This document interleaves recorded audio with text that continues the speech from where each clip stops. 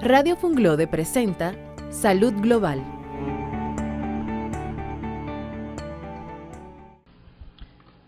Les habla el doctor Héctor Eusebio en su programa Salud Global. Hoy vamos a hablar del cáncer del cuello de la matriz o cáncer cérvico-uterino y su principal causal. Hace unos días, el 4 de marzo, se conmemoró el Día Internacional de la Concienciación del Virus del Papiloma Humano, con la finalidad de sensibilizar a la población acerca del riesgo potencial de padecer lesiones y enfermedades ocasionadas por el virus del papiloma humano, transmitida mayormente por relación sexual, así también como la necesidad de aplicar las medidas de prevención pertinentes. Dijimos, concienciación sobre el virus del papiloma humano, es decir, tener conciencia de que este virus existe, de que puede producir enfermedades y que debemos acudir para evitarlas. Este virus puede causar cáncer de vulva, cáncer de cuello uterino, de ano y cáncer de pene en el varón. Es un tipo de virus que se puede encontrar en varias partes del cuerpo, sobre todo en las zonas genitales y anal. La infección se transmite principalmente por relación sexual. Se conoce más de 120 tipos de este virus. Solamente en el tracto genital inferior se han aislado más de 40. El virus se encuentra en un 99.7% de los cánceres del cuello de la matriz. Hay varios tipos de virus según la capacidad que tengan de producir cáncer. Por eso se llaman algunos virus de bajo riesgo y otros virus de alto riesgo. Los de alto riesgo son los que producen cáncer. Los de bajo riesgo generalmente lo que producen son unas lesiones en la piel de los genitales que se llaman verrugas. La vía de transmisión, como dijimos, es generalmente transmisión sexual. La persistencia del virus es el factor más importante para desarrollar las lesiones precancerosas y el cáncer de cervix, de vulva, de otras partes del cuerpo.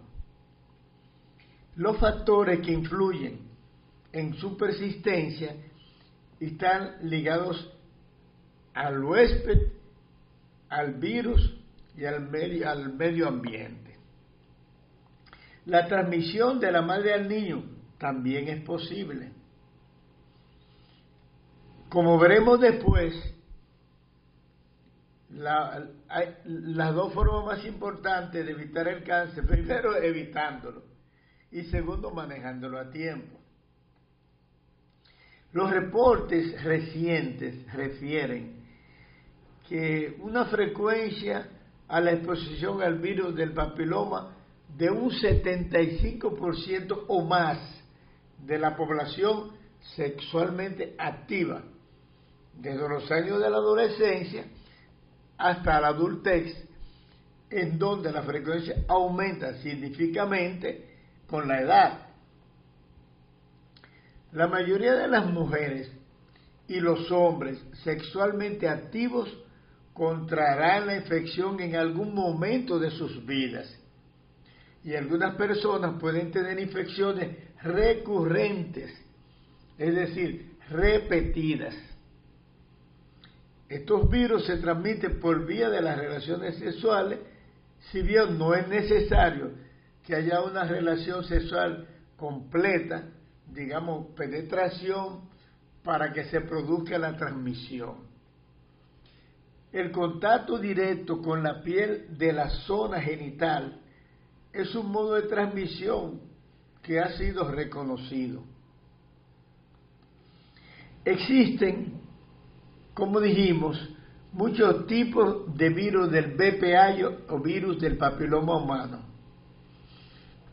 pero una gran mayoría no causa problema porque son de bajo riesgo. Y muchas veces las lesiones suelen desaparecer sin ninguna intervención. Pero unos meses después de haberse contraído, y alrededor del 90% remite al cabo de 2 años. Es decir, como si la lesión se quedara dormida ahí debajo de la piel y vuelve y sale. Un pequeño porcentaje de las infecciones provocadas por determinados virus puede persistir y convertirse en cáncer. Esta es la enfermedad más frecuente entre las relacionadas con el VPH, el cáncer cervicuterino. Casi todos los cánceres del cuello de la matriz se pueden atribuir al virus del VPH. Ese virus se origina en las células del cuello, que también se llama cervix, y es la parte inferior del útero, la que sale en la vagina. El cáncer de cuello fue una de las causas de muerte más comunes por cáncer en las mujeres en los Estados Unidos de América y en otras partes del mundo durante mucho tiempo. No obstante, durante los últimos años, la tasa de mortalidad del cáncer de cuello uterino ha disminuido más de un 50%. La razón principal de este cambio ha sido el aumento en el uso de la prueba de citología, que es la llamada técnica de Papa Nicolau, un procedimiento muy sencillo y no doloroso. Este procedimiento de detección puede encontrar los cambios que se aprecien en las células del cuello de la matriz. Además, puede detectar el cáncer en una etapa temprana, en la llamada etapa precancerosa, que el cáncer es curable. Los hallazgos de esas lesiones premalignas del cuello se diagnostican con mucho más frecuencia que el cáncer. Alrededor de 10 mujeres hispanas recibieron diagnóstico de cáncer de cuello uterino asociado al virus por cada 100.000 mujeres, en comparación con 7 mujeres no hispanas por cada 100.000. Es decir, que de las mujeres hispanas el cáncer es más frecuente. Ese cáncer del cuello uterino es el segundo cáncer más común entre mujeres en todo el mundo. Casi el 90% de las muertes ocurren en países en vías de desarrollo, y la República Dominicana es uno de ellos, en donde el cáncer cervicuterino es uno de los cánceres más comunes en las mujeres, y aunque se diagnostica cada día con mayor frecuencia, aún existen limitaciones de acceso a servicios de detección precoz y de tratamiento en algunas zonas. A nivel mundial, se estima que el cáncer del cuello causa alrededor de 500.000 muertes cada año. En países en vía de desarrollo, su incidencia llega hasta un 40 por 100.000 mujeres. Imagínense ustedes en países mínimamente desarrollados como algunas regiones del África subsahariana. En los últimos años se ha ido produciendo una marcada declinación en la mortalidad que se produjo hasta mediados de la década de los 80, del 90, principalmente en los países desarrollados, gracias al aumento de la disponibilidad de programas de detección temprana con frotes citológicos con la llamada técnica de Papa Nicolau. La incidencia, a su vez, muestra una tendencia al aumento en los años recientes entre mujeres menores de 50 años en Estados Unidos y Europa, que podría ser real o está relacionada con un aumento de la detección por el uso de nuevas técnicas, como una llamada test del virus del papiloma humano y un estudio que para nosotros no es un estudio que lo vemos, que es la cervicografía. Es decir, la mortalidad por cáncer ha disminuido en el mundo entero en los últimos años, pero la detección posiblemente ha aumentado en ese tiempo porque hay muchos más medios de diagnósticos, pero si se tratan a tiempo, entonces disminuye la mortalidad.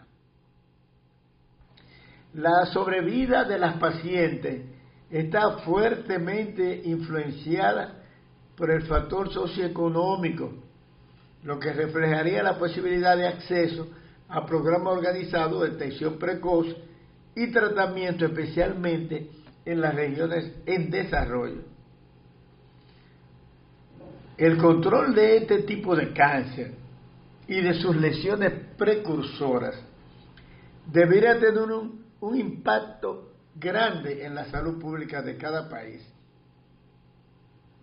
Como dijimos, la mayoría de los casos de cáncer de cuello uterino se pueden prevenir con examen de detección temprana y el adecuado diagnóstico, y apoyado en un tratamiento basado en un protocolo aplicado en el momento oportuno para las lesiones precancerosas.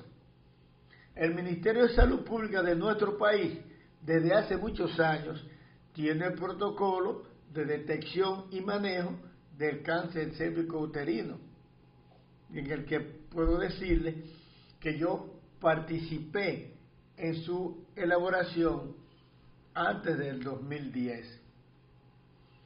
Como consecuencia de la falta de oportunidades, la mayoría de los casos de cáncer de cuello uterino se diagnostica en mujeres que viven en áreas desprovistas de programas o con difícil acceso a los servicios de salud, como ocurre en algunos países de Latinoamérica y en algunas regiones de nuestro propio país. Aunque aquí las unidades de atención primaria, aunque no son todas las que debieran existir, pero están diseminadas por todo el territorio nacional. Y es el punto inicial, el punto donde inician los servicios de salud y donde hay o debiera haber permanentemente un programa de detección temprana de cáncer cérvico-uterino. La lesión precursora es una lesión precancerosa, una neoplasia interpreterial benigna que posteriormente se puede convertir en cáncer y hasta en cáncer invasivo. Pero ese proceso puede ser bastante lento, durar años. En algunos estudios se observó que en pacientes con cáncer de cuello uterino in situ, es decir, en el cuello, que no ha ido a ningún otro sitio, en un periodo de 10 a 12 años, un 30 a 70% de las mujeres que no se trataron van a presentar un carcinoma invasivo. Sin embargo, en alrededor de 10% de las pacientes, las lesiones pueden evolucionar de in situ a invasivas en un periodo no menor de un año o menor de un año. ¿Qué quiere decir? que las lesiones precancerosas no se comportan igual en todas las pacientes. Por eso la visita al médico debe ser rutinaria todos los años. Y esa extensión del cáncer, cuando se hace invasor, puede manifestarse invadiendo inicialmente o infiltrando el tejido subyacente, como la vejiga, el recto perteneciente a los intestinos. Pero hay factores de riesgo, sí, hay factores de riesgo en una población con relación a otra. ¿Cuáles podrían ser? La multiparidad, es decir, las mujeres que tienen muchos hijos tienen más probabilidades de tener un cáncer cervicuterino que la que tiene un hijo o dos hijos. Una mujer que ha tenido lesiones premalignas previas, cuando comienzan las relaciones sexuales a temprana edad. ¿Por qué? Bueno, porque si una mujer comienza a los 15 o 16 años la relación sexual y ahí es infectada por un virus del papiloma humano, por el hombre, tiene mayor probabilidad. Se habla de la posición económica baja porque ese tipo de paciente frecuenta menos al médico. Se ha relacionado un poco con el tabaquismo, se ha relacionado un poco con los anticonceptivos. Eso no quiere decir que porque use un anticonceptivo usted va a tener un cáncer, no, pero se ha relacionado. Los pacientes que nunca se han hecho un Papa Nicolau, es lógico que se acuden por primera vez a los 40 años a hacerse un Papa Nicolau, se va a diagnosticar con más frecuencia en ese grupo de pacientes, porque nunca se han hecho un Papa Nicolau y no se ha detectado una lesión inicial. Los pacientes entre 35 y 64 años de edad y que han tenido también varios compañeros sexuales es un factor de riesgo. No es lo mismo una mujer que tiene un marido por 30 o 40 años o una mujer que en 5 años ha tenido 8 maridos. Se supone que las posibilidades de ser infectada con un virus del papiloma humano es más frecuente en la mujer que ha tenido muchos maridos. Por eso se habla que las pacientes que han tenido relaciones sexuales con muchos compañeros es un riesgo mayor para tener el cáncer. De todas maneras, lo más importante en este tipo de cáncer es la prevención. Las normas nacionales del Ministerio de Salud Pública de nuestro país para la prevención, diagnóstico temprano y tratamiento del cáncer cervicuterino establecen los lineamientos para la estrategia de prevención, iniciando con la promoción para la salud, siguiendo con la vacuna y tamizaje, es decir, la pesquisa. La promoción, definida como la actividad más importante para el inicio del programa, recomiendan participación de todo el equipo de salud, iniciando en la unidad de atención primaria, a través de los programas de salud, actividades educativas individuales, actividades educativas colectivas, visitas a los hogares, charlas en clubes, en escuelas, en asociaciones, cooperativas, sindicatos, reunión de madres, es decir, dando a conocer a la población que ese cáncer existe, que se puede prevenir, explicándole qué es el Papa Nicolau, qué es la toma, que no duele, que es sencillo, para que las mujeres vayan. También se pueden utilizar afiches, brochures, cualquier publicación que esté a su alcance, así como las facilidades que pueden conseguir en los medios radiales, en la televisión. Es decir, una promoción permanente para que la gente se eduque con relación a este tipo de cáncer, a sus causas y a su prevención.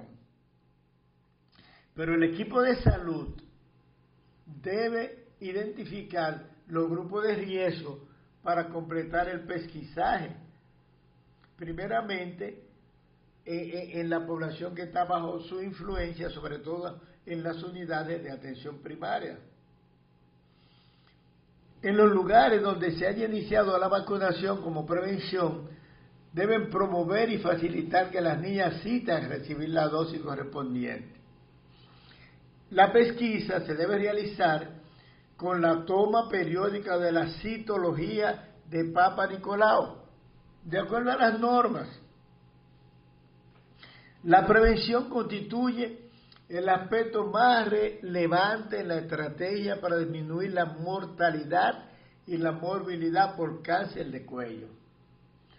Toda prevención debe iniciarse con la promoción, que es la actividad principal, como nosotros le dijimos. Pero, ¿qué podemos decir de la vacuna? ¿Usted sabía que el cáncer de cuello uterino es un cáncer prevenible por vacuna? Pues sí, es un cáncer prevenible por vacuna. Las vacunas son la primera y más contundente medida a tomar como prevención a la infección por VPH. En los últimos años se han desarrollado vacunas que pueden prevenir hasta un 90% de los cánceres. Para el año 80 no existían las vacunas, comenzaron a desarrollarse y ya hoy existen las vacunas preventivas. La Organización Mundial de la Salud recomienda la vacunación contra el VPH de las niñas entre 9 y 13 años a través de programas nacionales de inmunización en los países donde el cáncer es frecuente. En nuestro país existe un programa de vacunación gratuita para las niñas, previniendo el cáncer cervicuterino con vacunas. Mucha gente no asiste porque no lo conoce. Existen 3 tipos de vacunas aprobadas por la Federación de Drogas de los Estados Unidos, que se llama Food and Drug Administration. Conocida en estos países, una de ellas contiene 2 tipos de virus: el de alto riesgo, que hemos hablado, que produce cáncer, y la otra contiene además los de bajo riesgo, que producen verrugas. Con esta se pueden evitar la aparición de cáncer y la aparición de verrugas, que son lesiones no malignas. La vacuna se administra por vía intramuscular en 3 dosis. En la etapa inicial, cuando la lesión aparece en una paciente, se puede manejar extirpando la zona afectada del cuello de la matriz con un equipo llamado asa de diatermia, o realizando una conización, que no es más que hacer un procedimiento quirúrgico para quitar un cono del cuello uterino, y ahí la lesión se va dentro de ese tejido. Pero si la lesión avanza a cáncer o a cáncer invasor, ya los procedimientos serían mucho más complejos, tanto la cirugía como los tratamientos a base de quimio o de radioterapia. Pero si se realizan las detecciones tempranas, nunca deberá llegarse a esa etapa. Por ello, la mujer debe acudir con la regularidad que su médico se lo indique, hacerse periódicamente la toma de Papa Nicolau. Las mujeres conocen lo que es un Papa Nicolau y los hombres también. Por eso la pareja debe estar atento, el hombre, a su mujer, que acuda al ginecólogo, que acuda al médico, que vaya a hacerse el Papa Nicolau cuando le toque, ya sea al principio, cada año, cada 2 años, cada 3 años, dependiendo de los Papa Nicolau negativos que tenga anteriormente, de la frecuencia con que se lo haya hecho, de la edad de la paciente. Y el hombre, cuando tenga alguna lesión en el pene, que no sepa lo que sea, una irritación, vaya al urólogo, porque aunque muchas veces no son lesiones clínicamente detectables, puede ser una verruga o puede ser cualquier otra cosa, y el médico urólogo le va a hacer al hombre el estudio de una frotis, como si fuera un Papa Nicolau, pero un frotis, o le va a hacer el estudio del virus para detectar si tiene el virus. Es decir, que la pareja, ambos tienen que estar atentos a que pueden tener la presencia de este virus causante del cáncer del cuello uterino, causante de cáncer de vulva, de ano y cáncer de pene. La prevención es la mejor forma, la manera más conocida para evitar padecer de un cáncer de cuello uterino. Y quiero repetirle la importancia de la vacuna. La vacuna en las niñas entre 9 y 13 años debe ser aplicada para que en un futuro no padezcan de un cáncer cérvico-uterino. La vacuna es gratuita, se aplica en nuestro país. Acuda al centro médico más cercano, al centro de vacunación más cercano de salud pública, para que le orienten y le puedan administrar su vacuna contra el papillomavirus que causa el cáncer cervicuterino a su niña. Hasta el próximo programa, le dice su anfitrión, el doctor Héctor Eusebio. Radio Funglode presentó Salud Global.